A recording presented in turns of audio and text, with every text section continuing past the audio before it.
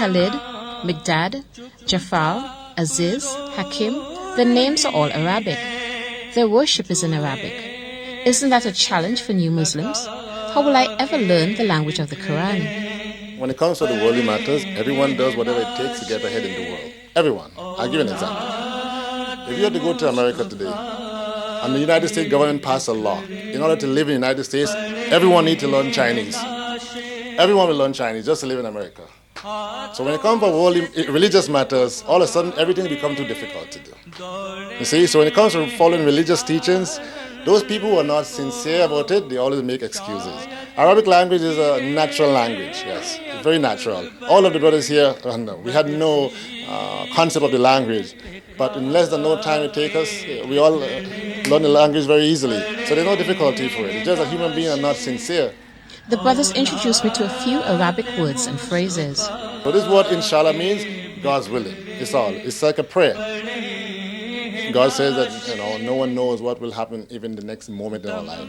So we always use that word inshallah because it's a way of seeking God's mercy in everything that we do. But one of the strangest things is that it says one of the signs before the day of judgment is that nobody will say inshallah. And this is what we see nowadays, even everyone, even on the TV. Everyone says, I'll see you tomorrow. Tomorrow, we'll be back tomorrow. Nobody says, God's willing. Yeah, when a Muslim meets a fellow Muslim, we greet him as Assalamu alaikum wa rahmatullahi wa barakatuh. So we're saying that to you, brother.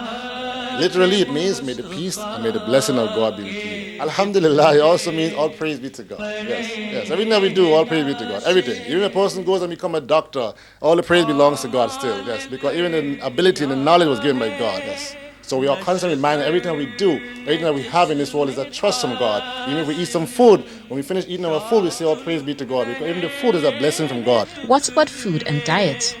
Will I have to give up my occasional glass of wine if I were to consider this religion? Certain food that God has created for us. And He says that He's created the food as a means of sustenance. Whatever food that God has made prohibited for human beings, because they are not created as a means of sustenance. If you eat such food, it will cause problems in our lives, spiritually and morally as well.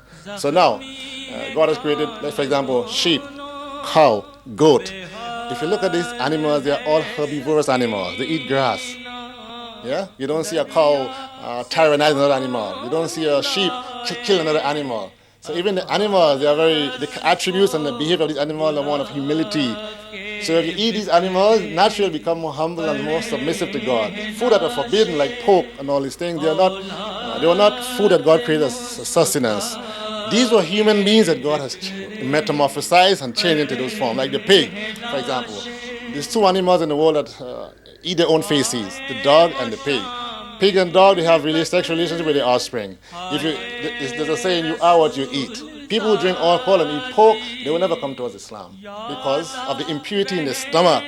And this is the basis for religion. That's why God has given us dietary laws to live by. People who drink alcohol and eat pork, naturally there's a disposition towards profanity in the speech, in the behavior, in the disrespect of women.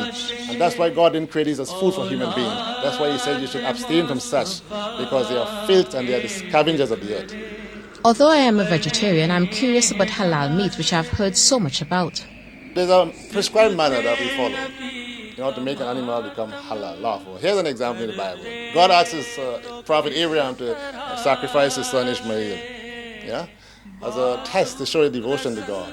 In the absence of Ishmael, God replaced Ishmael with a lamb, a ram, an animal. Yes. So this is the example in the manner in which we should slaughter animals. Islam is following the tradition of the prophet Abraham. So what is the manner? When you're taking a life, you take a life in the name of God. Even animals' life are very sacred. So when you're taking the animal life, first you have to take in the name of God. And there's a prescribed manner in which you should cut the animal. Islam says the knife itself should be very sharp, so you should inflict least pain upon the animal. Also, you should cut the jugular vein. Why? Because when you cut the jugular vein, all of the blood comes out of the animal because diseases are transmitted through the blood. If you shoot an animal in the head, what it does, you shock the nerve, so all the blood stays in there. So eating those meat are very unhealthy and it causes problems. It's Saturday, 19th January, the 10th and final day of Ashura.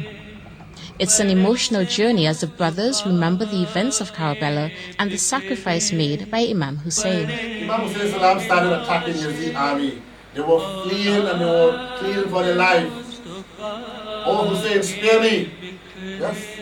Allahu Akbar. This was the Prophet of Islam. Allahu Akbar. Now, Bibi Zainab is watching on the mountaintop. And Imam Hussein Salam, he's wounded because he received the spear inside of his breast. Yes. And when the enemy removed the spear, Imam Hussein Salam's organ came out. Brother Aziz reads poems in remembrance of the event. The enemies could not face you, so they sneaked up from the rear, severing your right arm out of the cowardly fear. Then they severed your left arm and also your head. Thus you were not fighting for Hussein till you were dead. 70,000 troops gathered at the Euphrates River against 72 people and your beloved father, who stood with great courage and intrepid valor, Wali Asgar, youngest martyr of Kurb and Bala.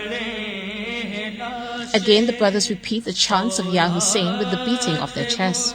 I also see bottles of water which the brothers drink as part of their religious ritual. So this is known as the Zamzam from the well which was dug by Ishmael, the Prophet Ishmael at his feet. And this water came from the side of the well. That well is still present today. If you go to Iraq, you can still visit Imam Ali's house in Kufa. He lost his life, in pursuit of water, in trying to bring water for Imam Hussein's daughter. So he was buried near the river Euphrates in Iraq. So this water also came from a well close to Hazrat Abbas' grave. There are also samples of earth and other relics. This earth is taken from the grave of Imam Hussein in Karbala. This is from Imam Hussein's grave in Karbala. This piece of cloth was taken and was touched on Imam Hussein's grave.